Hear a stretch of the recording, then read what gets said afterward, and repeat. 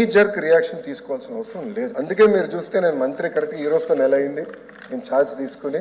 నేను కూడా అధికారులు చెప్పేది ఒకటే, రాబోయే సంవత్సరం ఏం చేయబోతున్నాం రోడ్ మ్యాప్ వేద్దాం, అందరితో చర్చిద్దాం, సంఘాలు అందరినీ కూర్చోబెడదాం, మాట్లాడదాం, వచ్చే సంవత్సరం నుంచి అమలు చేద్దాం. జగన్ లేకపోయేసరికి ఉన్న 15,000 పోయింది, ఇస్తా ఉన్న 15,000 పోయింది. అమ్మఒడి అని పేరు మార్చి దానికి తల్లికి వందనం అని చెప్పి పేరు పెట్టారు. తల్లికి వందనం అని పేరు పెట్టినారు, ఆ తల్లికి శతకోపం పెడతా ఉన్నారు. ప్రతి తల్లి ఈ రోజు అడుగుతా ఉంది ఎంతమంది పిల్లలుంటే అంతమందికి అని చెప్పి ఏకంగా ఎన్నికల మేనిఫెస్టోలో పెట్టి ఈ రోజు వెంటనే మళ్ళీ అధికారంలోకి వచ్చిన తర్వాత ఎంతమంది పిల్లలు అని చెప్పి పోయేసి పక్కకు వెళ్ళిపోయే జీవో ఎంతమంది పిల్లలు అనేది పక్కకు పోయి తల్లులు వచ్చేస్తుంది. అక్కడ కూడా మళ్ళా మోసం. పోనీ అదన్నా గానీ మళ్ళా ఇస్తారంటే అది లేదు.